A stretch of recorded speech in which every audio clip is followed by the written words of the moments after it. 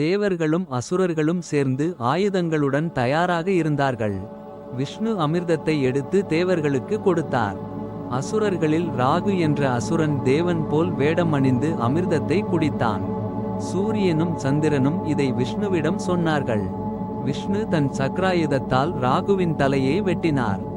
ராகுவின் தலை சந்திரனையும் சூரியனையும் பழிவாங்க துரத்துகிறது. விஷ்ணு அழகான பெண் உருவம் எடுத்து அசுரர்களை பயமுறுத்தினார். தேவர்களுக்கும் அசுரர்களுக்கும் இடையே போர் நடந்தது. பல ஆயுதங்கள் பயன்படுத்தப்பட்டன. அசுரர்கள் ரத்தம் கக்கி கீழே விழுந்தார்கள்.